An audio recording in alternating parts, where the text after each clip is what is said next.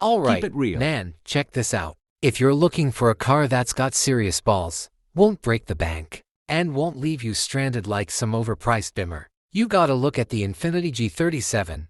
People in Europe treat it like an exotic. But trust me, it's one of the best bang for your buck packages you can score right now. This machine was built for the US from the ground up.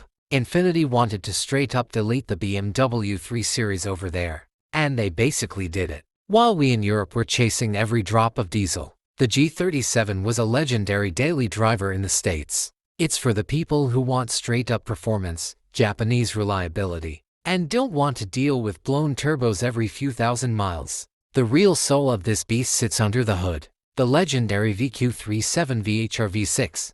No turbos, no gimmicks, just pure naturally aspirated displacement. We're talking 330 horses, and the character. It's insane.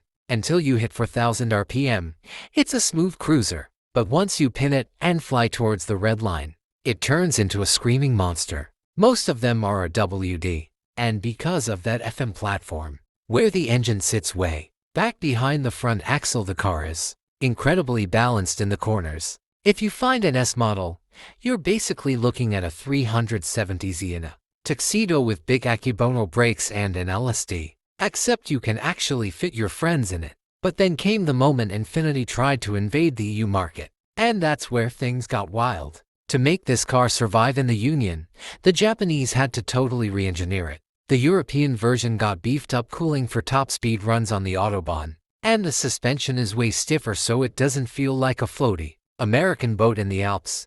Even though the G37 was officially sold here, they're still super rare, so you'll be the king of the road. So why don't they make these anymore? 2 words, EU emissions. From a Brussels perspective, this engine breathes too much.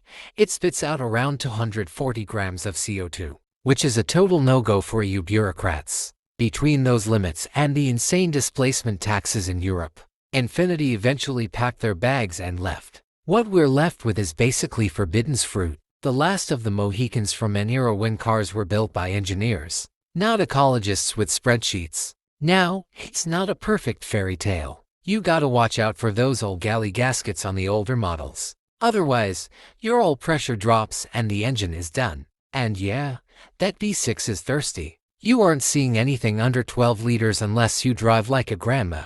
And if you go full send, 18 liters is the standard. But honestly, for that sound and the feeling of kicking it into the next gear at 7,500 RPM, it's totally so. If you want a car with a soul, a sound that rips the pavement, and you want to give the EU a middle finger, the G37 is your dream car. It's a Japanese rocket with an American heart that became a legend in Europe before we even realized it. Keep it real.